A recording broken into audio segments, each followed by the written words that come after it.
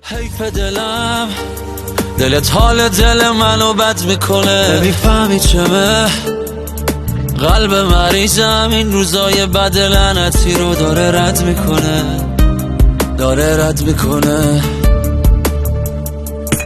چم شده باز، چرا هیچ جوری نمیتونم من از فکرت درام.